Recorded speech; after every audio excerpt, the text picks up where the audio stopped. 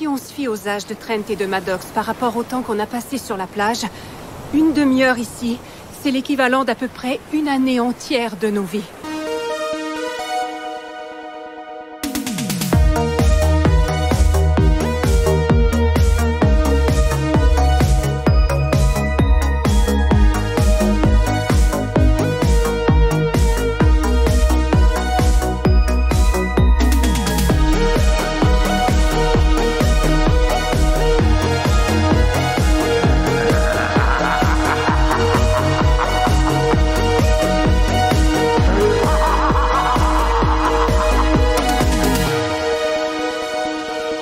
Bonjour à tous et bienvenue dans le troisième épisode du Jumpscare Summer Camp.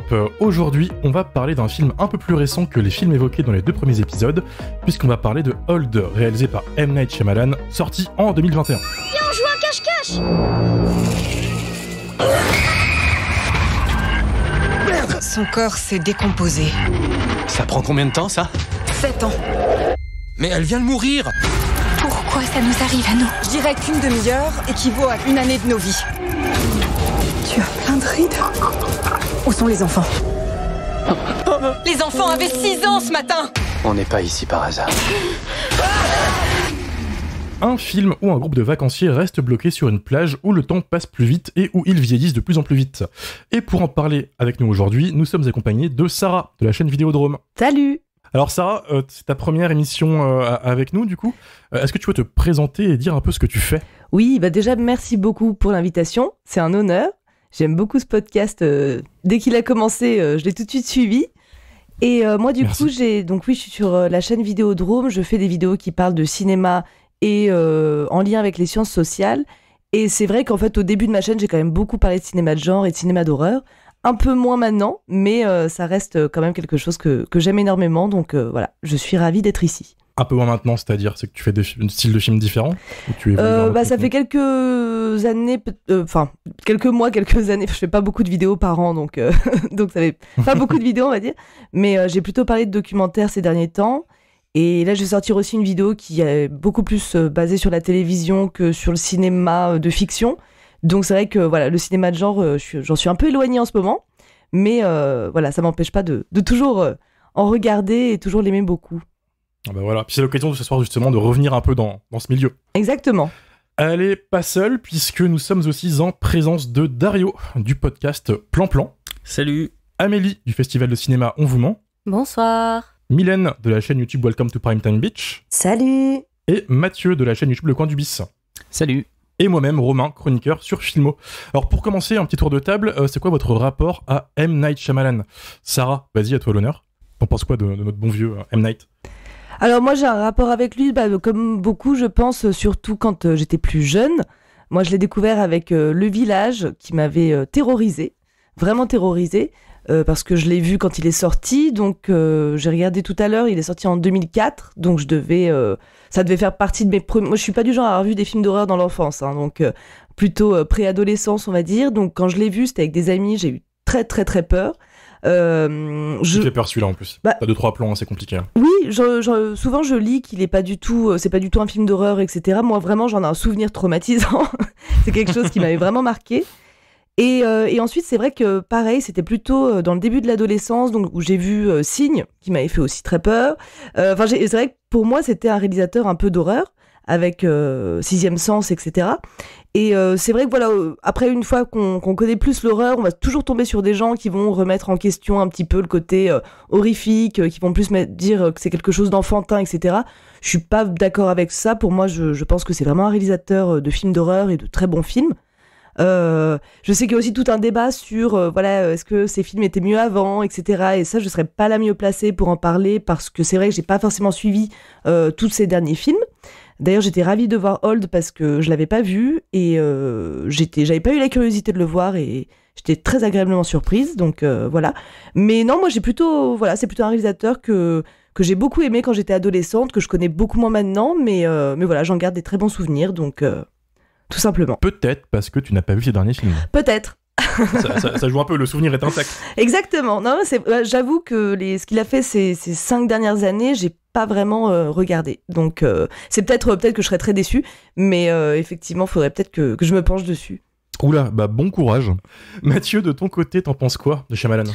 Alors moi, c'est un auteur que j'aimais beaucoup quand je l'ai découvert, parce que de mémoire, Sixième Sens, c'était le premier film que j'ai vu en 2000, si je dis pas de bêtises, et dans ma tête, c'était waouh, ok, donc le cinéma des années 2000, ça va ressembler à ça, donc ça va être trop bien.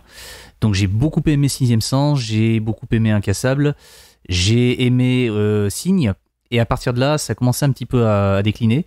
J'ai aimé quand même Le Village, mais le souci, c'est que voilà, il y a toujours cette espèce de petite formule de film à twist où en fait ça devenait une espèce de challenge en fait, de deviner le twist avant que celui-ci n'arrive en fin de film. Et le problème, c'est qu'avec Le Village, je l'ai découvert au bout de 5 minutes, donc voilà, la suite m'a un petit peu moins emballé, même si je pense que ça reste quand même un très bon film. Mais voilà, c'est à partir du Village que j'ai commencé un petit peu à lâcher le truc, parce que La Jeune Fille de l'eau, bon, bof, même s'il y a encore une fois des très bonnes choses. Et puis tout ce qui a suivi, Phénomène, le film avec Will Smith là, puis le dernier Bête de l'air, enfin vraiment c'était clairement pas bon. Et puis il est revenu un petit peu tout doucement avec un petit film qui s'appelait The Visit et justement Old. Donc voilà, c'est pas des films qui sont, enfin je pense qu'on va en parler un petit peu après, clairement pas au même niveau de ce qu'il a pu faire quand il s'est vraiment fait connaître au début des années 2000. Mais voilà, j'ai un petit peu le même rapport avec Shyamalan que je peux avoir aujourd'hui avec Tim Burton. C'est vraiment quelqu'un que j'ai adoré à une certaine période. Son âge d'or, pour moi, il est clairement derrière, mais de temps en temps, il y a quelques petits films sympas qui méritent le coup d'œil, mais j'en attends pas plus que ça. Enfin, je n'espère plus vraiment qu'il y ait de chef-d'œuvre, quoi. Tout ce que j'attends, c'est une petite série B qui me divertisse, et ça sera déjà pas mal, quoi. Et du coup, cette série B, on va voir si tu l'as eu juste après. Amélie, de ton côté, M. Night Shyamalan, t'en penses quoi ? Pas une anti-Shyamalan, je suis pas une pro-Shyamalan. Voilà, il y a des films que j'aime beaucoup de lui. Évidemment, Sixième Sens, je trouve quand même que c'est un super bon film, surtout que moi, je l'ai vu assez jeune, donc il m'a pas mal impressionné. Je lui dois la pire séance de cinéma de ma vie. Je suis désolée, le dernier maître de l'air, je lui pardonnerai jamais, t'entends. Vraiment. Tu nous entends, M. Night ? Jamais. C'est personnel, c'est entre lui et moi maintenant. Et après, il y a des trucs, genre, je sais qu'à un moment, il y a quelques années, il voulait reprendre les Contes de la Crypte, il me semble. Il voulait relancer les Contes de la Crypte, et il y avait eu un teaser qui était pas mal. Et moi, je me disais, allez, vas-y, Shyamalan, il peut être pas mal sur les Contes de la Crypte, parce que, je dis ça pour Old notamment, sur des petites histoires comme ça, on va dire des histoires à concept, je pense que ça aurait pu être super intéressant. Et je regrette que ça se soit pas fait. Mais voilà, moi, j'ai pas un amour ou un désamour pour Shyamalan. Je dirais que ça dépend des films, ça dépend de ses périodes. Je sais qu'il a ses détracteurs, et je trouve que c'est parfois un petit peu sévère. Attends, t'as quand même loupé l'époque où il a enchaîné Phénomène et Avatar. Oui, et mais After Phénomène, Earth aussi, c'est pas très bien. C'est ça. After Earth. After Earth, je l'ai pas. Ah, c'est avec Will Smith là, oui, c'est ça, avec le fils de Will Smith. Et son fils. Je me suis pas imposé ça.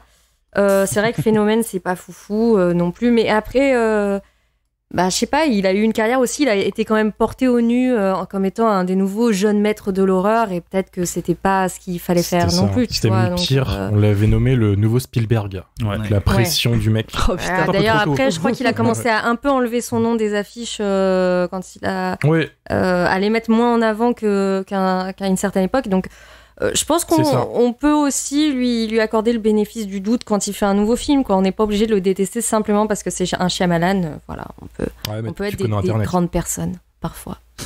Internet, des fois, c'est la haine facile, elle sort facilement, et dès que la haine facile sort facilement, voilà, phrase de la soirée. Mais ouais, c'est vrai qu'il a mangé cher très très vite, et malheureusement, ça colle toujours à sa peau, je trouve, puisque dès qu'il sort encore un film, même les plus récents qui sont quand même bien mieux que sa période un peu dérapage, on va dire, il y a toujours les gens qui disent ouais Phénomène, ouais Avatar, tout ça, il arrive pas à en sortir, quoi. Il était tellement haut, il est descendu tellement vite que ça joue contre lui encore, je trouve, et c'est vachement dommage. Mylène, de ton côté, t'en penses quoi de M. Night Shyamalan ? Déjà, moi, je dois l'un de mes premiers traumas d'enfance à ce réal, parce que j'avais spoté sur la télé Sixième Sens, et moi, la scène avec la gamine qui vomit, ça a été l'un de mes plus gros traumas. Donc c'est un film que j'aime beaucoup, et ça a été difficile de faire mieux après ce visionnage. Ensuite, j'avoue que Le Village et Signe, c'est des films que j'ai pas revus depuis leur sortie, et je suis totalement passée à côté. je sais pas, je m'étais fait chier, littéralement fait chier. Mais j'ai toujours continué d'être curieuse de ce que faisait ce réal. Mais j'avoue que j'ai renoué avec lui avec The Visit. Quand The Visit est sorti, il y avait pas eu trop de com autour. C'était un petit film de la Blumhouse, il y avait pas trop de budget. Et c'est un film que j'aime beaucoup. Je le trouve assez simple, mais très efficace. Et je trouve que Shyamalan, quand il essaye pas d'en faire des caisses, et ben en fait, c'est là qu'il est le meilleur. Et j'avoue que j'ai un gros coup de cœur pour sa série Servante, qui malheureusement, comme il sait si bien faire, ne sait pas clôturer. Enfin, elle sait pas se clôturer en fait cette série, mais elle est incroyable visuellement. Elle est passée un peu inaperçue. C'est une série Apple TV. Et franchement, ça reprend du folk horror, ça reprend tous ces trucs d'ambiance mystérieuse qu'il sait si bien faire. Mais encore une fois, comme pour sa série, c'est Winner Pine, je crois, si je dis pas de bêtises. C'est un peu, voilà, les fins Shyamalan, c'est pas trop ça. C'est d'ailleurs ce que je reproche à Old. Et ensuite, les films récents, je trouve qu'en fait, il est en train de faire... il tourne un peu en boucle, en fait. Il n'arrive pas vraiment à se renouveler. Je suis allée voir Knock at the Cabin au cinéma. Et en fait, au début, ça me paraissait plutôt intéressant. Et comme d'hab, la fin m'a saoulée. Et du coup, en fait, ça m'a fait louper le film comme pour Old, en fait. À chaque fois, c'est les fins, j'ai l'impression qu'il veut bâcler son film et que finalement, à trop vouloir en faire des caisses, trop vouloir faire des twists, comme disait Mathieu, en fait, il rate son film. Bon, on va y revenir. On va y revenir. La fin d'Old, c'est un cas d'école, je trouve. Et du coup, Dario, qu'en penses-tu ? Moi, M. Night Shyamalan, ça y est. D'habitude, j'arrive à le dire, je sais pas, c'est la pression. Là, il en fallait un, t'inquiète pas. Donc, ce réalisateur, moi, je l'ai, comme tout le monde, j'ai connu avec Incassable et Le Sixième Sens. J'adore Incassable, je pense que c'est un de ses meilleurs films, honnêtement, je trouve qu'il est mieux que Le Sixième Sens. Après, ça reste c'est mon avis, quoi. Et je suis un peu passé à côté après tout ce qu'il avait fait, Signe, tout ça, comme ça avait cette réputation d'être un peu schlingant. Je me suis dit, ça m'intéresse pas trop de passer 2 heures devant un film que je vais pas aimer. Et après, je suis retourné quand il a sorti Split, je me suis dit, ok, c'est un peu une suite à Incassable. J'aime bien Incassable, je vais regarder. J'ai pas regardé Glass, que pareil, il paraît que c'est horrible. Oui, c'est nul. Après, comme disait Romain, les critiques sur Internet pour Shyamalan, elles sont souvent très acerbes. Il mérite sûrement pas d'en prendre autant dans la gueule, je pense. J'avais pas vu Old parce que pareil, on m'avait dit que c'était nul et j'étais pas allé voir au cinéma, donc je l'ai regardé pour ce podcast-là. Et par contre, Knock at the Cabin, j'avais plutôt bien aimé, même si ça a du mal à se terminer quand même. Et du coup, Old, spoiler, j'ai pas aimé. Voilà. Ok. Il attend même pas l'avis. Merci Dario, merci. Spoiler, je vous spoil déjà. Voilà. Écoute, on reviendra à ton avis, tu vois, tout à l'heure, du coup. Mais alors, Old, Sarah, toi, t'en as pensé quoi, du coup ? Alors moi, c'est vrai que c'est un peu pareil, c'est dommage, mais comme j'avais entendu que c'était un mauvais film, je m'étais pas plus intéressée que ça au film. Et donc du coup, pareil, je l'ai découvert à l'occasion du podcast. Et j'ai été finalement bien surprise. Moi, pour le coup, j'ai bien aimé. J'ai trouvé qu'il était très perturbant. En plus, il réunit 2 choses que moi j'aime beaucoup dans les films d'horreur. C'est les films d'horreur qui se passent sur une plage, en plein jour, en plein soleil. Je trouve ça génial. Et le huis clos. Et donc du coup, c'est vrai que il avait un petit peu la recette pour que ce soit un film qui me plaise. Et effectivement, j'ai quand même beaucoup. Alors, ce sera pas un film qui va me marquer, etc. Mais c'est quand même un film que j'ai beaucoup aimé. Effectivement, la fin, faudrait que je la revoie en fait, parce que j'ai. Tu peux spoiler. Oui, merci. Tu peux dire ça, etc. Ils savent. Ah, je sais, je suis une habituée. Non, mais c'est vrai que pour le coup, sur la fin, faudrait que je le revoie en fait, parce que j'ai trouvé ça très bizarre, une espèce de happy end, pas happy end. Enfin, voilà, comme vous tous, je pense, je sais pas, on verra. Mais la fin m'a pas vraiment plu, j'ai pas compris où il voulait en venir. C'était un peu, pas terrible. Mais autrement, le film en lui-même, je l'ai quand même trouvé assez bien. Il a un rythme très effréné, les scènes un peu marquantes s'enchaînent, on respire pas. Et finalement, c'est pas quelque chose qui me dérange plus que ça. Donc voilà, après peut-être si je peux trouver un autre défaut, disons, c'est peut-être que les personnages m'intéressaient pas plus que ça, ils sont peut-être pas très très marquants. Mais autrement, non, moi j'ai passé un très bon moment quand même devant ce film et j'ai beaucoup aimé l'idée de base. Et surtout, toute l'ambiance, en fait, le côté vacances, soleil, cette plage idyllique, ces gens magnifiques, ces familles un peu, entre guillemets, parfaites. Et voilà, tout ça qui avec ce le fait qu'ils vieillissent tous extrêmement vite et on attend en fait de voir ce qui va arriver à chaque personnage et voilà, c'est un peu comme c'est un peu sadique, mais c'est un peu ça aussi. Ah, t'es là pour ça, hein. Et voilà, donc tout ça pour dire que non, j'ai quand même bien accroché. Voilà, effectivement la fin m'a déplu, mais j'arrive pas trop à savoir pourquoi, donc j'attends de voir vos avis. Ok, bah écoute, c'est donc un oui pour commencer, c'est beau. Peut-être le seul ce soir. En tout cas, c'est inattendu vu les critiques que le film a eu un peu partout sur le web. Oui, j'ai pas bien compris quand même. J'ai trouvé que les gens étaient assez durs. Mais alors, c'est aussi que le film, c'est une bande dessinée de base. On y reviendra plus tard. Une BD qui a une très bonne réputation et qui est tellement bonne que tout le monde s'est dit ça va être trop bien. Parce qu'en plus, Shyamalan, c'est typiquement le genre de mec qui pourrait adapter ce genre de récit. Et les attentes étaient trop hautes. Et en fait, c'est la fin qui a beaucoup déplu à tout le monde. Et beaucoup de gens pensent que sans ce passage qui clôture un peu le film, et qu'on dit beaucoup trop, ça aurait été beaucoup mieux. Et il faut savoir qu'il y a un autre montage qui existe, qui a été montré que aux critiques, ou aux projections test, qui modifie un peu la fin. T'as 2-3 séquences en plus, et d'ailleurs t'as beaucoup de ces scènes qui sont sur le DVD et le Blu-ray, elles sont aussi sur YouTube, et c'est l'instant où je le place pour les auditeurs. Vous tapez Hold, scène coupée, et il y a des séquences très horrifiques qui auraient grave aidé le film, qui ont été coupées.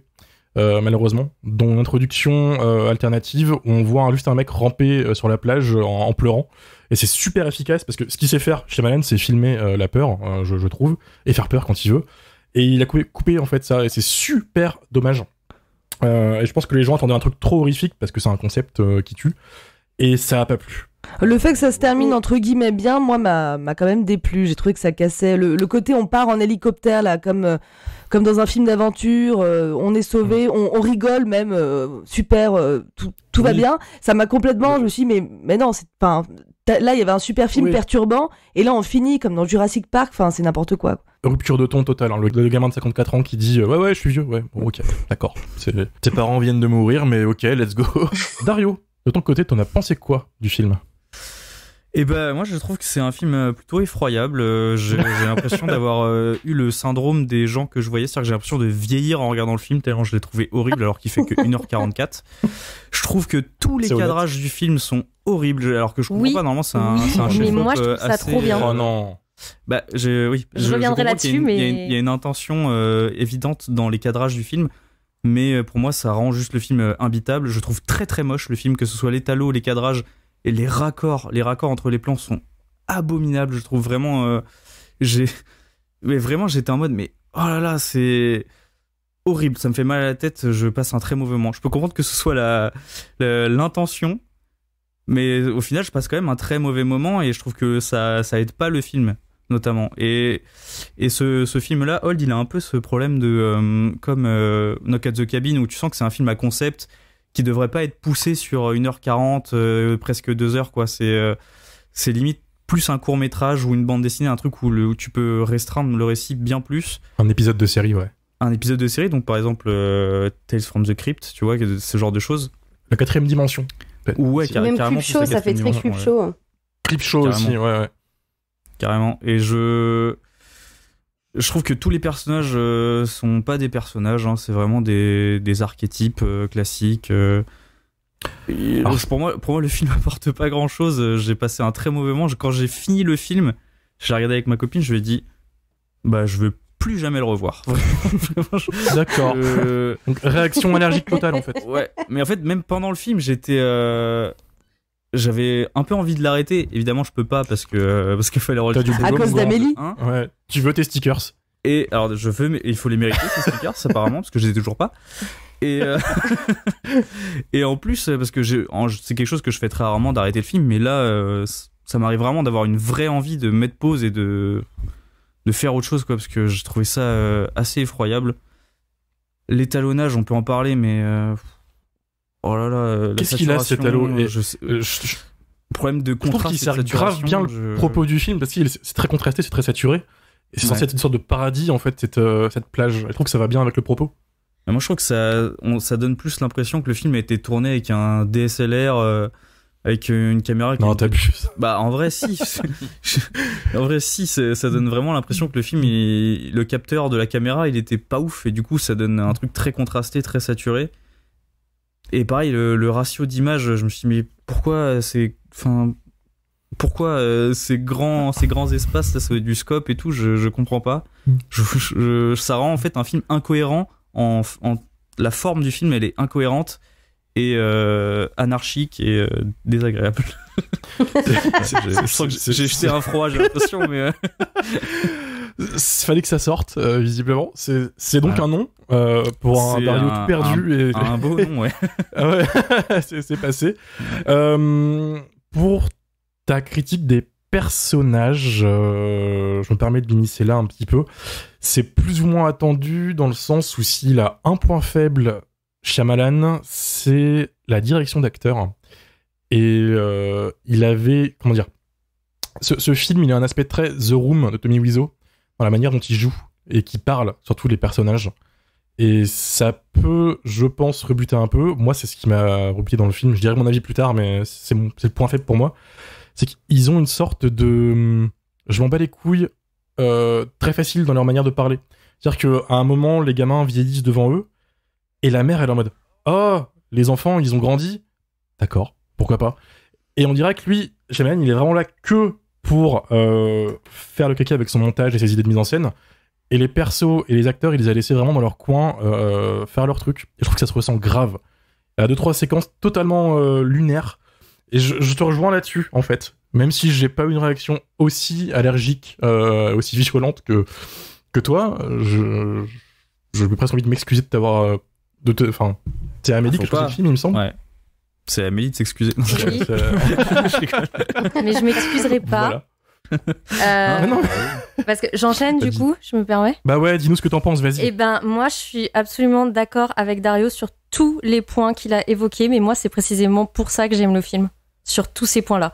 J'adore le fait que, parce que je l'avais déjà vu le film, et du coup, là, j'ai pu plus le regarder, on va dire, avec un œil cinéphile, je mets des guillemets. Enfin, quand t'es pas dans la découverte de l'histoire, que tu le regardes un peu d'un côté plus esthétique.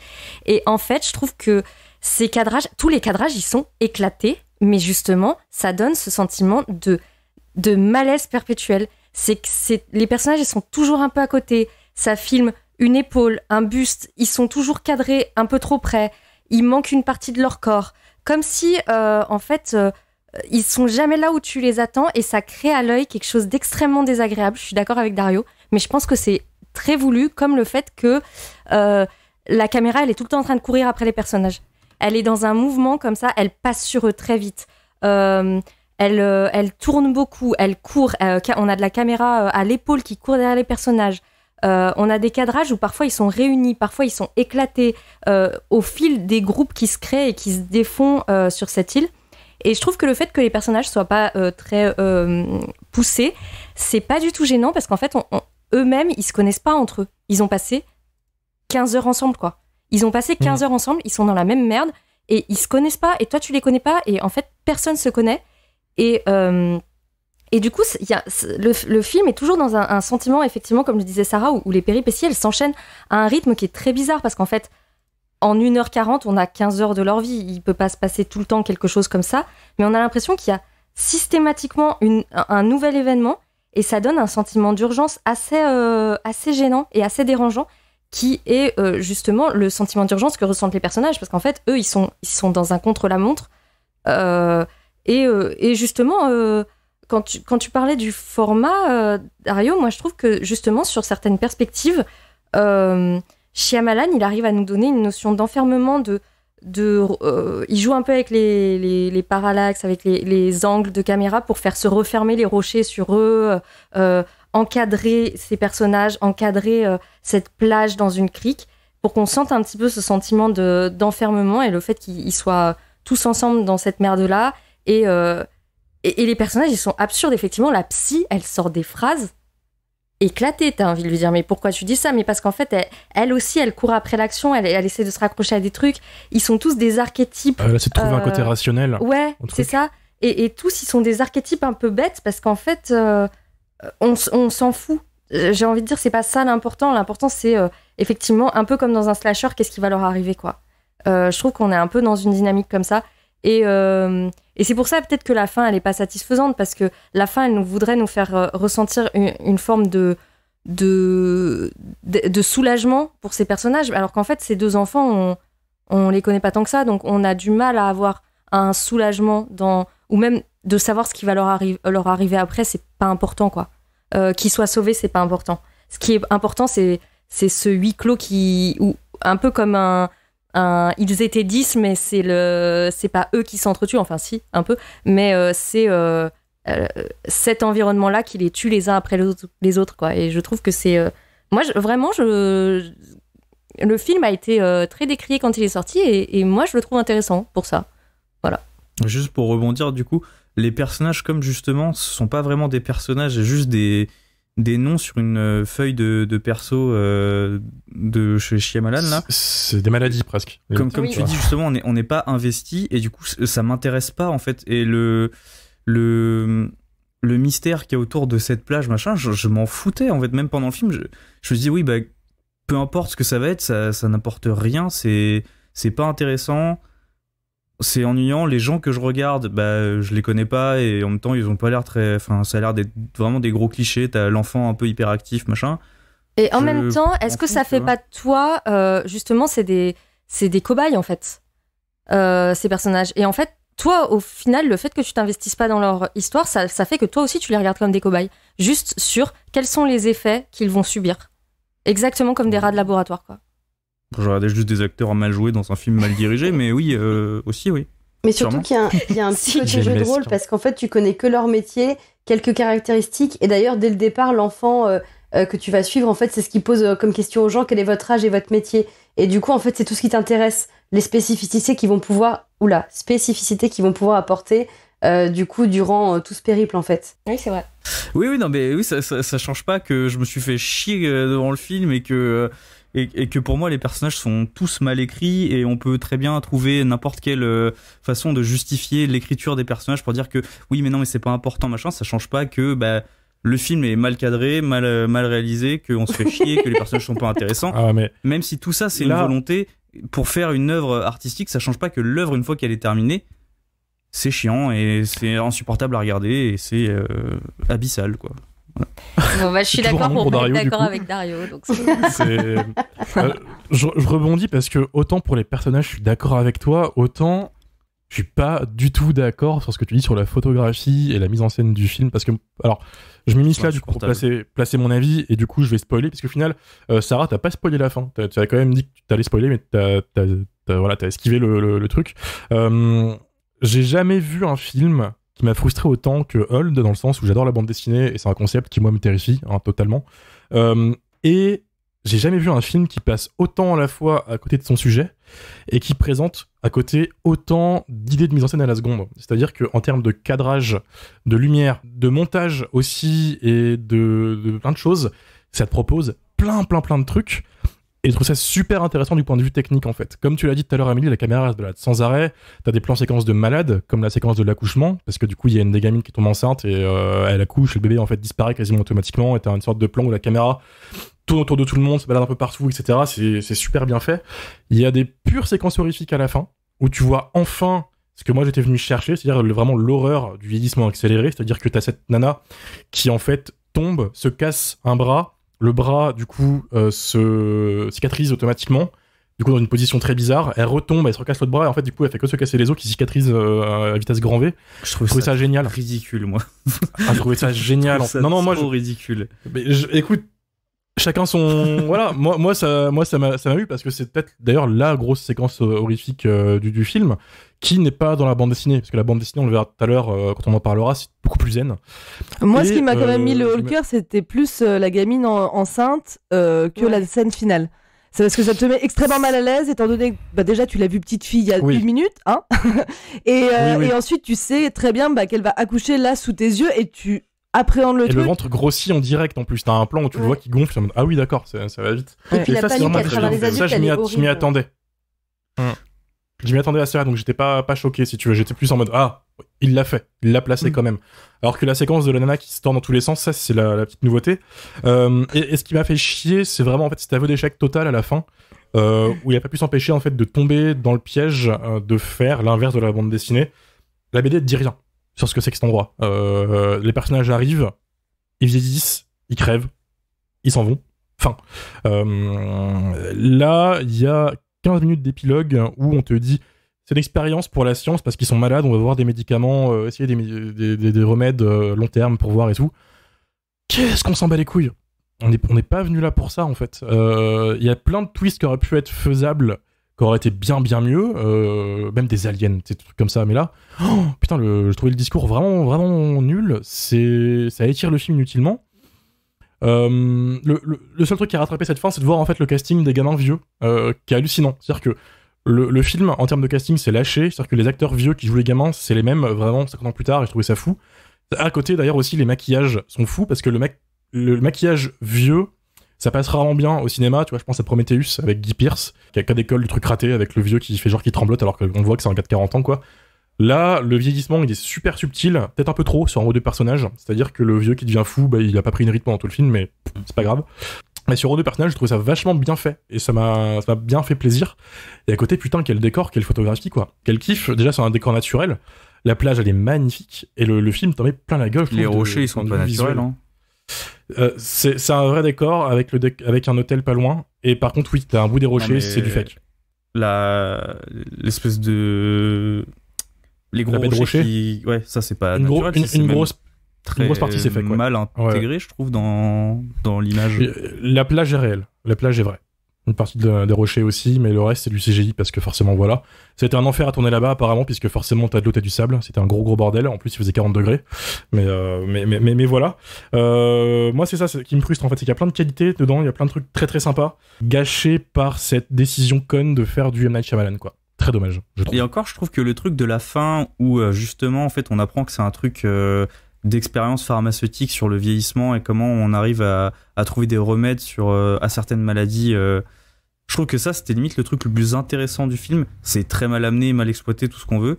Mais en fait, ça aurait été plus intéressant si vous voulez faire un film là-dessus, de faire un film un peu comme Cabin in the Woods, quoi, quelque chose un peu où dès le début on sait, et dès le début ça pose le dilemme moral en fait de oui mais ces gens-là ils sont c'est des expériences machin, tu vois. Ouais.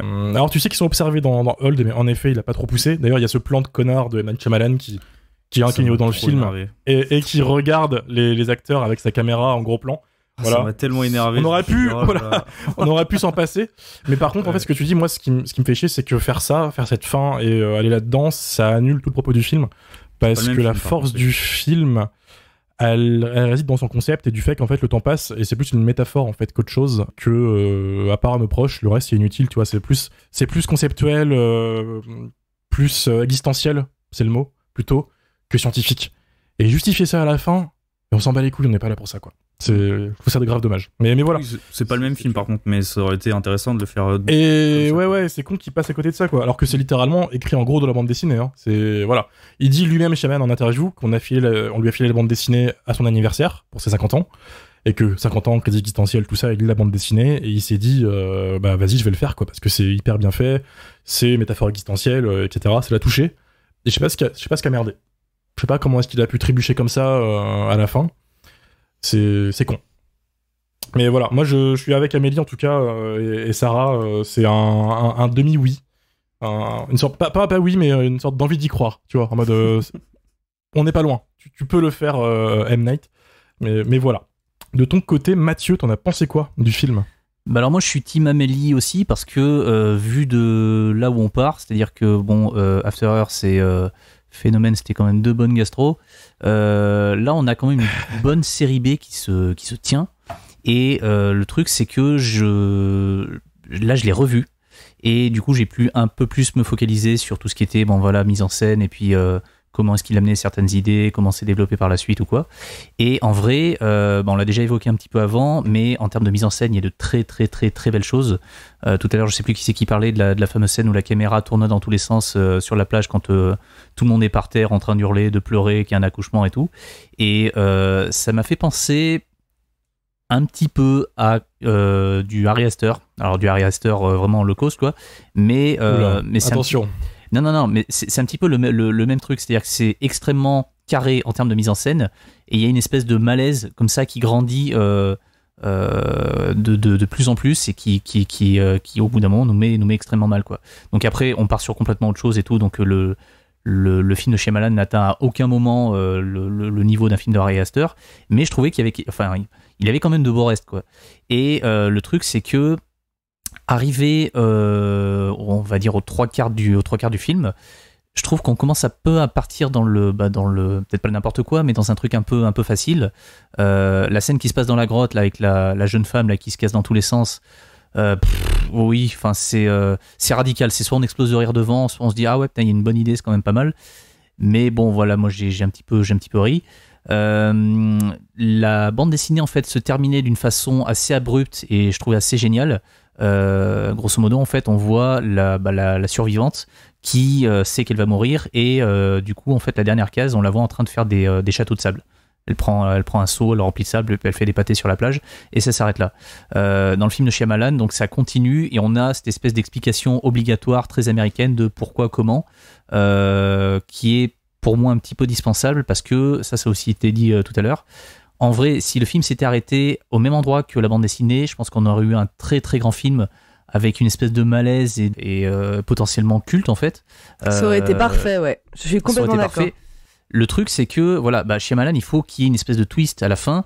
Il faut qu'on explique les choses. Du coup, le fait de rattacher ça à une espèce d'expérience qui se sert d'un lieu particulier avec un machin dans l'air qui fait qu'on vieillit plus vite que la normale, pour justement tester des trucs pharmaceutiques et tout, ça me semble pas déconnant, d'autant plus que dans la bande dessinée, il y avait déjà le détail d'un mec qui était hémophile et d'un autre qui était atteint d'Alzheimer. Donc je pense qu'il s'est un petit peu rattaché à ça pour développer un petit peu sa conclusion à lui.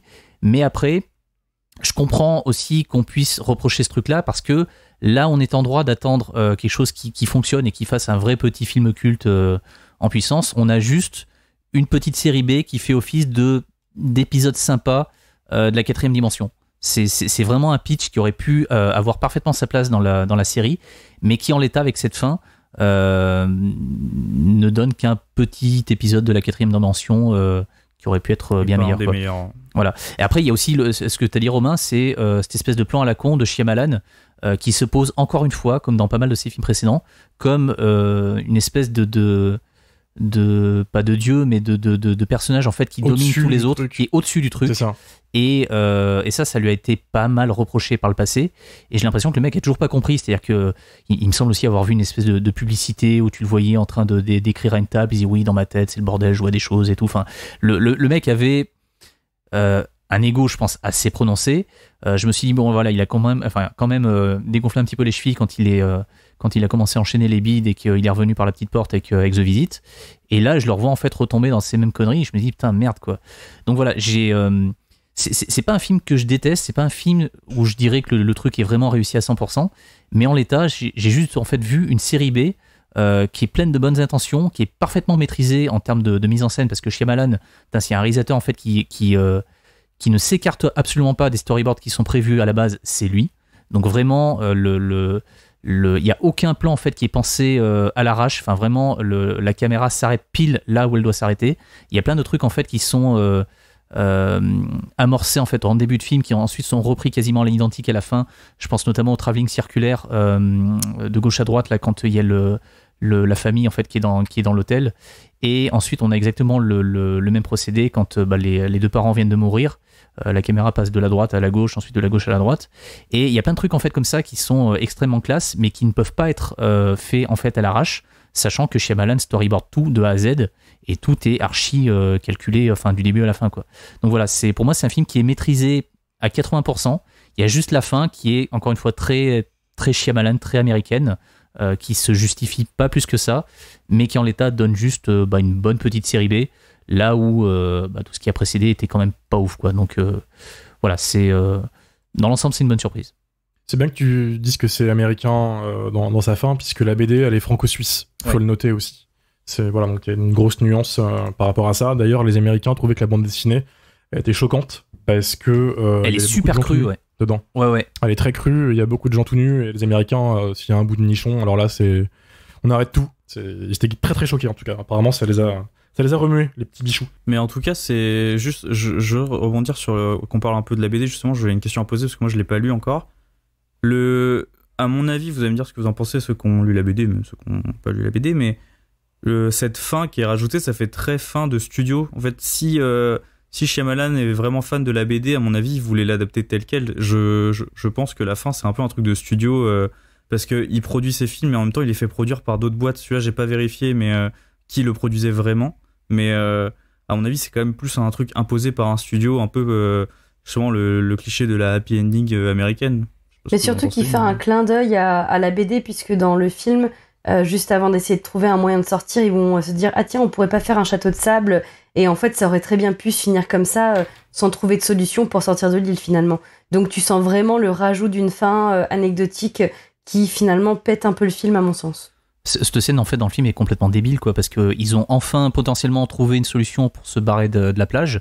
Et au moment où, en fait, on s'attend à ce qu'ils le fassent, les deux qui restent, ils sont là à dire oui, mais en fait, on va faire, allez, viens, on fait un petit château de sable. Ouais, mais après, il dit un truc hyper intéressant. Il découvre après comment sortir de l'île. Au moment où ils font le château de sable, vraiment, ils ont pas d'échappatoire, ils sont que tous les deux.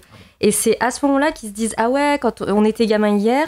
Et d'ailleurs, mon pote, il m'a donné un message codé. Et c'est grâce à ce message codé de ce gamin qu'ils comprennent qu'il faut qu'il passe à tel endroit. Okay. Donc, le château de sable, en fait, ils sont exactement comme... Enfin, j'ai pas lu la BD, mais j'imagine... dans le même... ils ont rien d'autre à faire, quoi. Ils sont à un point où ils ont abandonné. Mais du coup, c'est vrai que ça fait un peu forcing maintenant que tu viens de parler de la fin de la BD que j'ai pas lu non plus, mais du coup, ça m'intéresserait de la lire maintenant, vu que j'ai beaucoup aimé le film, sauf la fin. Et effectivement, c'est très lourd. Hein. C'est le côté, est-ce qu'on cherche une solution ? Oui, mais d'abord, on fait un château de sable. Enfin, donc du coup, effectivement, ça peut laisser penser que l'idée, c'était d'en rester là, quoi, peut-être. Mais c'est vrai que ça, j'en sais rien. Après, il y a Maddox qui dit un truc super intéressant. Elle lui dit, je sais pas si tu te sens comme un enfant. Je me demande si les adultes se sentent comme ça ou si c'est parce qu'on était enfant hier. Et ça, je trouve que pour le coup, c'est une phrase plutôt bien placée. Mais oui, dans la BD, c'est assez différent parce que du coup, c'est en gros le bébé qui a survécu, qui se retrouve en fait seul survivant, du coup, en étant un bébé. Et la seule chose qu'elle sait faire, c'est un château de sable. Et nous, on sait pertinemment qu'elle va mourir, mais elle ne le sait pas. Mais dans la BD, les corps se transforment, mais dans leurs esprits, ils restent... C'est pas explicité. Tu les vois quand même vieillir et être un peu flétris quand même. On les voit... Il y a vraiment des scènes où tu les vois coucher quand même assez comme des raisins secs, quoi, mais... Non, mais c'est vrai, parce que dans le film, j'ai pas bien compris si psychologiquement les enfants vieillissaient ou pas, quoi. J'ai pas saisi. Il y a un passage dans la BD où il nous aiguille un peu là-dessus, où tout d'un coup, quelqu'un de l'extérieur... Non, pardon. Et en fait, à un moment, un des gamins appelle tout le monde et voit quelque chose et dit il y a quelque chose là-haut, etc. Et voilà, et en fait, il y a juste un oiseau.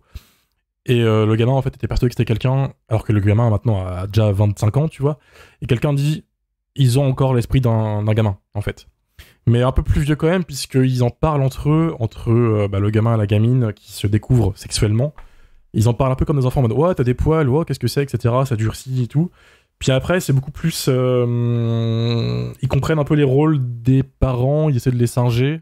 Même elle parle de menstruation, la gamine, alors qu'elle est pas censée savoir ce que c'est. Alors que dans le film, elle est complètement perdue. Tu vois, elle arrive en disant « J'ai un peu trop mangé à ses parents. » Enfin, il y a vraiment un truc qui est peut-être plus cohérent, pour le coup, sur le côté enfantin dans le film que dans la BD par moment. C'est ça. Du coup, t'en as pensé quoi, toi, Mylène, du film ? Et moi, la première fois que je l'ai vu, je suis allée le voir en salle. J'ai passé un test PCR pour aller le voir, tellement j'étais impatiente. Le film a été aussi désagréable que le coup de coton-tige dans mon nez. J'étais vraiment super déçue et vénère. Mais finalement, je vais dire un grand merci à Amélie parce que j'étais pas chaude de le revoir. Et en fait, maintenant que je sais que la fin est nulle, que voilà, je sais pertinemment que je déteste la fin, j'ai pu voir en fait les qualités de ce film. Par exemple, la photographie, moi, je la trouvais plutôt belle. Je trouve que ça fonctionne bien. Il y a un côté too much, mais ça fonctionne bien sur moi. Et surtout, tout à l'heure, on parlait des plans et des cadrages. Et ce que j'aime beaucoup, c'est notamment par rapport aux transformations. Donc déjà, les maquillages sont très discrets, ça tu l'as dit tout à l'heure, Romain. Mais surtout, souvent, par exemple, pour les enfants, on les voit que de dos. Et en fait, on va laisser notre imagination, imaginer la transformation. On n'a jamais de grandissement, d'évolution des enfants frontale. C'est toujours de dos ou par rapport à leur front, tout ça. Enfin bref, on voit jamais vraiment visuellement comment ils vont vieillir. On les voit sortir d'une grotte et c'est devenu des adultes. Et ça, c'est un truc que j'aime beaucoup. Et un autre plan que j'ai bien aimé aussi, c'est quand... je crois que c'est avant qu'on découvre le premier cadavre. Non, c'est avant que le rappeur se fasse tuer. On a un plan qui nous annonce en fait une menace invisible. Ça fait très destination finale comment c'est filmé. Et en fait, je trouve que ça, dans le film, c'est beaucoup utilisé. Le fait qu'on ait vraiment cette menace, comme si la mort planait tout le temps autour d'eux. Et ça, je trouve que ça fonctionne très bien. Et là, en l'occurrence, c'est vraiment juste avant qu'il se fasse tuer par celui qui a la maladie d'Alzheimer, justement, qui est en pleine démence. Et je trouve que voilà, cette tension par les plans que tu détestes, Dario, pour moi, ça a très bien fonctionné au revisionnage. Parce que je trouve que voilà, ça apporte un petit plus. Et vraiment, ce huis clos, il est renforcé par cette façon de filmer. Et ça, c'est vraiment ce qui m'a beaucoup plu dans le revisionnage. Mais encore une fois, voilà, on aurait très bien pu finir sur cette fin en château de sable. Ça aurait été très sympa que les enfants soient un peu plus, justement, niais et ne comprennent pas. Mais la différence, c'est qu'encore une fois, le bébé, il meurt donc dans le film. D'ailleurs, cette mort, elle est assez horrible. Parce que là, on voit vraiment l'évolution du temps. Parce qu'en fait, d'ailleurs, il y a celle qui va aider à accoucher. Je ne me souviens plus de son métier, la pauvre. Et du coup, elle va dire... Elle est psychologue. Ah voilà, c'est la fameuse psy. Et du coup, elle dit j'ai eu un moment d'inattention et le bébé est mort. Et en fait, c'est là que t'as vraiment la présence du temps qui file. Mais sinon, à part ça, j'ai beaucoup aimé aussi le cycle de la vie. Parce que, par exemple, les 2 ados vont vraiment subir le deuil, le vieillissement, l'amour, le sexe en un temps très limité. En une demi-heure. C'est ça. Et pour le coup, ça, je trouve que ça marche plutôt bien. Et c'est peut-être les seuls personnages auxquels on s'attache, en fait, parmi tout ce panel de personnages qui sont pas très écrits. Dario, je te vois dire un nom de la tête. T'es toujours pas convaincu ? Non, toujours pas, mais je pense pas qu'on puisse me faire changer d'avis. En vrai, je sais ce que j'ai vu quand même, mais en fait, je comprends qu'on puisse apprécier en tout cas l'effort, en tout cas derrière tout ce qui est cadrage et tout, parce que moi, vraiment, encore une fois, je le répète, il n'y a pas un cadre que j'ai trouvé beau, pas un plan, même si c'est un plan séquence. Pour moi, c'est juste un mec qui court sur le sable. Ça m'a fait chier, pour moi c'est mal filmé. Enfin, je vais pas tout répéter. Je comprends qu'on puisse saluer l'espèce d'envie de faire des cadres qui sont pas des cadres de cinéma qu'on voit habituellement. Mais du coup, peut-être que il y a une raison en fait pour laquelle on filme pas comme ça, parce que du coup c'est insupportable à regarder. Je sais pas, mais en vrai il y a un vrai débat à avoir sur la forme en réalité, je pense. Même si j'ai une amertume, on va dire, pour ce film. Il y a un vrai débat derrière justement cette proposition, en fait, à quel moment la proposition dépasse le film, en fait. Parce que le film qu'on voit, c'est quand même un film qui est chiant à regarder parce que c'est mal filmé, c'est mal cadré. Mais du coup, derrière, il y a une espèce de recherche absolue Après, peut-être que ceux qui ont lu la BD, est-ce qu'il y a vraiment des plans du film qui sont repris de la BD, peut-être ?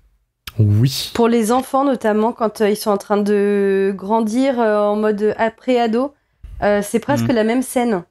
Vraiment, c'est les mêmes cadres. Je pense qu'effectivement, sur les transformations des enfants, il y a des cadres qui ressemblent vraiment dans la façon de filmer. Puis peut-être que ça marche mieux en BD, du coup. Alors après, comme je disais tout à l'heure, chez Malan, c'est un mec qui se repose énormément sur ses storyboards. Or là, le storyboard, il était tout prêt, il y avait une BD, quoi. Donc le mec, doublement, il pouvait pas se planter, quoi. En termes de mise en scène, il y avait tout était déjà là, quoi. Et du coup, il y a que moi qui trouve que la mise en scène du film est pitoyable. Ah, pour le coup, oui. Je pense que t'es pas le seul au monde, hein, tu vois. Non, mais oui. Il doit y en avoir d'autres, mais ce soir, malheureusement, oui. Que moi là. Voilà. Ah, c'est vrai, moi, je me suis laissé porter par l'histoire. Je regardais quand même, il y a quelques plans comme ça qui m'ont interpellé, mais autrement, c'est vrai que c'est surtout, j'avoue, comme je l'ai découvert pour le podcast, je me suis laissé un peu porter par l'histoire. J'avais encore rien lu sur le film, donc je savais pas non plus qu'il y avait une BD avant. Donc c'est peut-être aussi pour ça que moi ça m'a bien plu, en tout cas l'idée du vieillissement, de la maladie, des corps, qu'est-ce qu'ils vont devenir, comment ils peuvent souffrir avec le passage du temps. C'était vraiment ça qui me plaisait. Alors après, c'est vrai que si effectivement il y avait une BD qui avait déjà du coup toute l'idée de fond et que finalement la forme est peut-être pas trop à la hauteur. Enfin, c'est vrai que bon, ça remet un peu en question, mais bon, après en soi, la découverte du film quand on connaît pas la BD reste un bon moment, quoi. Mais c'est surtout pourquoi rajouter cette fin, à part pour l'inclure dans l'univers de Shyamalan et essayer de lui faire de le coller, en fait, de l'inclure sur l'univers de Glass, parce qu'il reprend ses codes couleurs, du violet, du jaune, et t'as vraiment l'impression qu'il se dit, bon, ça ressemble pas assez à mon univers, il faut que je colle un truc pour pouvoir créer mon multivers à moi, et en fait, c'est là que ça marche pas. En vrai, plus j'y repense, plus je me dis qu'il aurait fallu qu'il arrête à la scène du château de sable. Là, on aurait eu une espèce de film mystérieux avec un truc bizarre qui se passe sur une plage sans qu'on ait pour autant d'explications. Ça aurait mis le film au même niveau de Long Week-end, tu vois, par exemple. Totalement. Totalement. On y reviendra d'ailleurs le week-end bientôt. Ouais. Moi, je pense que peut-être que c'est pas Shyamalan qu'il fallait pour cette bande dessinée. Je me questionne sur le fait que peut-être qu'Ari Aster aurait fait un taf de voilà, fou. j'étais en train d'y penser. Ouais. En mode horreur existentielle, c'est totalement ce qu'il aurait kiffé faire. J'arrive pas à voir qui d'autre aurait été intéressant, en tout cas, je sais pas. Eli Roth, peut-être, je sais. Oh non. Jamais de la vie. Max Pécasse. Ouais. Oh non, mec. Non. Me lance pas là-dessus. Bernard Launois.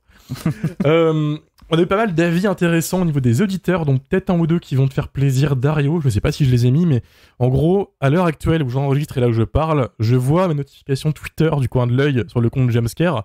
C'est-à-dire qu'il y en a 2 qui se clashent depuis 3 heures. C'est à 2 doigts de lâcher des insultes, et comme c'est des mecs assez respectables au niveau de ce qu'ils font, au niveau de leur boulot, etc., c'est plutôt zen, mais j'ai l'impression ça reste courtois, mais alors ouais, courtois, mais à chaque tweet il y a un possible fils de pute qui peut partir, tu vois. C'est voilà. Il y a eu beaucoup d'avis allergiques, un peu comme toi, Dario. Il y en a eu beaucoup qui m'ont dit c'est de la merde, dont toi d'ailleurs sur Instagram qui me l'a rappelé au passage. Mais t'es pas un auditeur, Dario. Ça marche pas, Dario, touche pas. Ouais, c'est continue comme ça et tu finiras auditeur en tout cas. J'aurais mis Oui, tu auras des stickers quand même, en guise de salaire. On a Red Drum Movies qui nous dit sur Instagram un huis clos estival qui paraissait sympathique sur le papier. Je ne connais pas la bande dessinée, mais pour ma part, le souvenir de ce film vieillira dans mon esprit aussi vite que les vacanciers sur cette plage. Cela dit, il aurait pu faire un très bon épisode de 25 minutes de la 4ème dimension, ce qu'on disait tout à l'heure. Voilà. Ça aurait été bien meilleur. Merci, Red Drum. Et la 4ème dimension, c'est tellement bien que ça aurait même pas été un des meilleurs épisodes de la 4ème dimension. Et vas-y, je vais te frapper. On finit l'épisode en 2 speeds et on se retrouve. Commerce. Je sais pas, commerce à ce temps-là, t'es un fou, toi. Ouais, mec, t'inquiète. Hein. Sora334 nous envoie juste, je trouve que pour un sujet aussi casse-gueule, le film s'en sort plutôt bien. Dommage que ce soit plus un enchaînement de trucs glauques qu'un véritable récit poétique sur l'éphémère. Ce qu'est la bande dessinée, finalement, je trouve, et c'est sa force. Et c'est vrai que ça aurait été plus intéressant comme ça, selon moi. Julien Doremus nous dit quelques bonnes idées perdues dans un film prétentieux, avec le pire twist inutile de sa filmo et une vilaine adaptation du niveau sous-marin des Tortues Ninja sur la NES. Ils sont plusieurs. Ah ouais, mais cette ref sur les Tortues Ninja sur NES, elle est sortie à plusieurs reprises. Donc entre Julien, entre Fabien Moreau aussi qui nous en a parlé. J'ai pas la ref. On leur demandera. Ah si, moi j'ai la ref. Je vois le niveau sous-marin des Tortues Ninja sur NES, c'est un des pires niveaux de merde de l'histoire des jeux vidéo. Enfin, combien de gamins, dont moi, ont balancé la manette au bout du salon parce qu'ils pétaient des câbles, parce qu'ils n'arrivaient pas à avancer de 2 mètres dans ce niveau de merde. Ça ressemble pas mal au moment où ils sont dans les coraux, justement. Oui, c'est ça. En termes c'est ça. Donc c'est une référence de vieux, c'est ce que tu es en train de nous dire. C'est une référence de vieux, oui, mais je suis vieux, Mylène. Mais je sais. Il s'adapte à l'audience. Les chroniques de Claire... Il m'avait beaucoup déçu, j'étais pourtant très emballé, mais vraiment ils ont foiré l'aspect vieillissement de certains personnages. L'ensemble est assez superficiel, même s'il y a de bonnes idées. Je l'ai préféré au second visionnage, mais malgré tout un gros bof. Et du coup, pour rebondir sur ce qui a été dit, ce que tu as dit toi tout à l'heure, Romain, je trouvais que le casting était impeccable pour chaque tranche d'âge, et je trouve que Maddox... Alors vraiment, il y a aucune personne qui joue Maddox qui se ressemble. Autant, je sais plus comment il s'appelle, le petit, celui qui est joué par le gars qui joue dans Hérédité là. Ouais, le petit, ça fonctionne super bien. Lui, ça va, mais autant Maddox, il y a aucune actrice qui se ressemble. Dario, il s'est levé ce matin et il s'est dit, je vais être d'accord sur rien aujourd'hui. Il s'est genre. Vous trouvez que Maddox, le casting était cohérent? Je dirais que l'adulte, elle fonctionne pas. Pour moi, la version adulte, elle fonctionne pas. Et même, je trouve que la gamine, après qui se transforme en Thomasine McKenzie, déjà rien que les voix sont pas du tout les mêmes. Et il y a aucun moment où tu peux te dire, cette personne va vieillir et sa voix va vieillir un peu dans ces tons-là. Parce que Thomasine McKenzie, elle a quand même une voix hyper particulière. Elle a un accent, un fort accent, ouais. Mais même, tu sais, elle a une voix un peu aiguë, un peu rocailleuse, hyper reconnaissable. Et là, moi, je trouve que autant les autres, je peux pas dire, enfin, le petit garçon, je peux pas dire grand-chose. Le casting est plutôt réussi, mais Maddox, je trouvais que c'était un peu. Ça m'a pas choqué personnellement. Faudrait que je le reverrai peut-être. Faudrait avoir des photos de chaque étape en fait. Faire un test comparatif. Dans le film. Les psychopathes. Ah ouais, non, mais le film mérite pas ça quand même. Dario, il est chafouin là, il veut tout vérifier. Oui, après, c'est vrai qu'il y a parfois certaines incohérences ou exagérations rendent le film drôle. J'ai lu ça aussi, qu'il y avait beaucoup de personnes qui trouvaient qu'il y avait des moments drôles. Et c'est vrai que moi-même qui l'ai vu un peu, je l'ai vu comme un film horrifique. Hein. C'est vrai que par exemple le moment où la mère est sourde et le père est presque aveugle, bon, c'est un peu qu'ils se font attaquer par un mec en plus. C'est vrai qu'il y a un côté un peu humoristique presque. Et c'est vrai que peut-être ces petits décalages parfois, on sait pas trop si c'est voulu ou pas. Parfois il y a des scènes qui sont drôles, mais on sait pas si c'est vraiment pensé comme ça. Mais c'est autrement, sinon par rapport au personnage, moi j'ai trouvé qu'ils vieillissaient bien, en tout cas que physiquement, ça m'a pas interpellé plus que ça, quoi. Ça, je trouvais ça pas mal. Enfin, le côté couple en fait qui arrive pas à se parler, à se comprendre. Il y en a une en fait qui devient sourde et l'autre qui devient, qui perd progressivement la vue. Je trouvais ça pas mal. Enfin, dans les rares trucs qui ont été apportés par Shyamalan qui sont pas dans la BD, je trouvais que c'était plutôt une bonne idée en fait. C'est cohérent. Ouais. Du coup, on n'a même pas donné le titre de la BD d'ailleurs. Château de sable par Pierre-Oscar Lévy et Frédéric Peters. En effet, c'est bien de le rappeler. C'est pas Old en VF.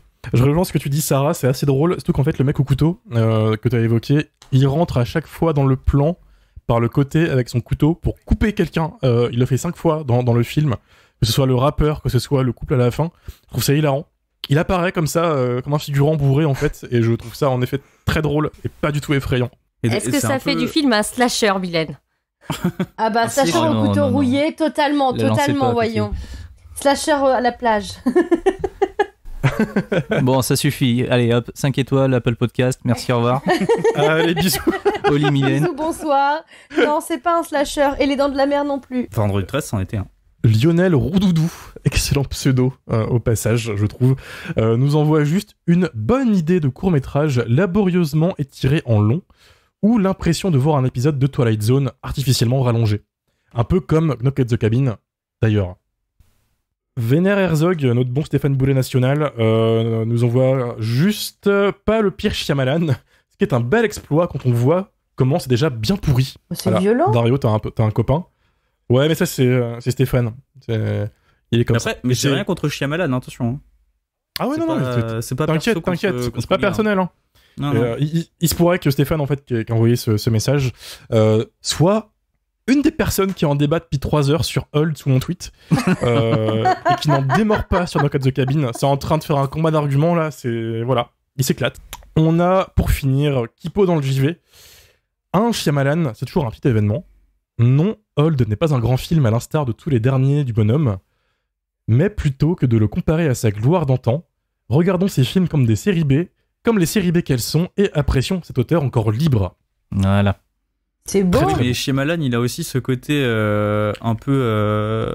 il se voit comme un artiste. On a compris, Dario. Et c'est pour ça qu'il se met en scène tout le temps dans le Lâche l'affaire. Dario va faire des châteaux de sable. Mais d'ailleurs, il se met en scène 2 fois dans le film. Il y a 2 mises en abîme. Il y a celle extrêmement naze où il regarde avec la caméra les personnages, mais il y a celle d'avant où c'est lui qui emmène les personnages vers leur destin, quoi. Celle-ci, à la limite, je la trouvais un peu sympa, ça va. Mais le pire, c'est quand tu le vois de loin, là, avec sa petite chemise violette, là, tu vois les plans éloignés, t'es là. Oh non.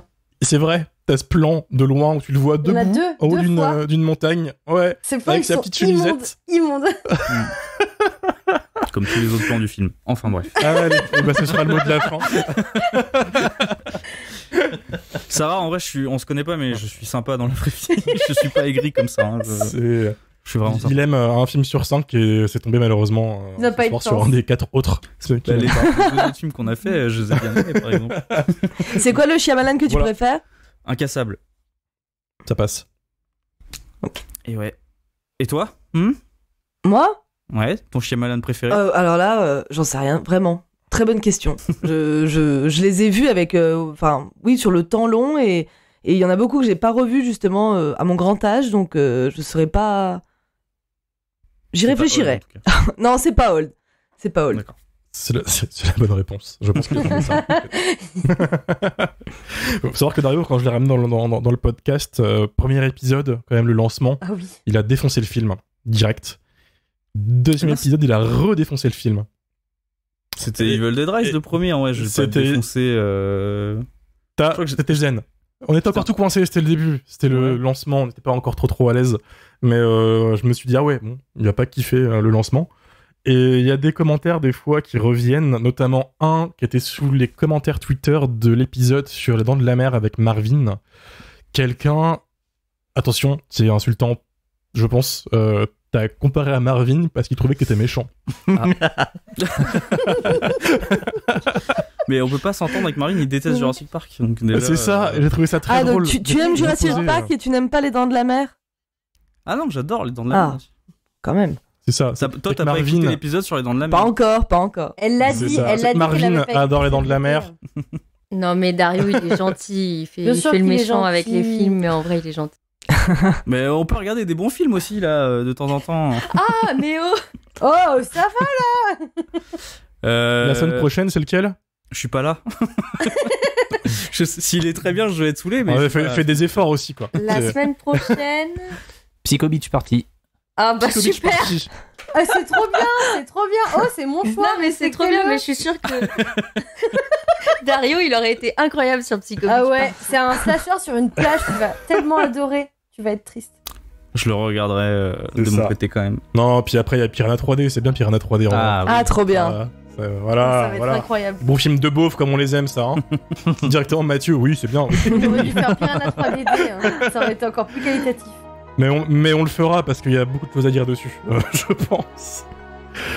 C'est la fin de cet épisode. Merci à tous. Merci Sarah. Bah, un très grand merci, c'était très cool. Et ben tu repasses quand tu veux, hein. Tu seras toujours la bienvenue. Au prochain Summer Camp, qui sait. Pour un prochain Shyamalan, on sait pas. on verra, pour le plus grand plaisir de Dario. Mais j'ai rien contre le mec, encore une fois. Oui. 5 étoiles sur Apple Podcast, Spotify, ce que vous voulez. N'hésitez pas à nous rejoindre sur les réseaux sociaux. Jumpscarecast sur Twitter et Instagram. Il y a aussi le lien de notre serveur Discord dans la description. N'hésitez pas à nous rejoindre si vous voulez discuter un peu de cinéma d'horreur avec des gens qualitatifs. On se dit à vendredi pour Psycho Beach Party. C'est bien ça? Yeah. J'ai déjà oublié. C'est parfait, ça va être compliqué. Faut que ça finisse là. Salut tout le monde. Des bisous. Salut.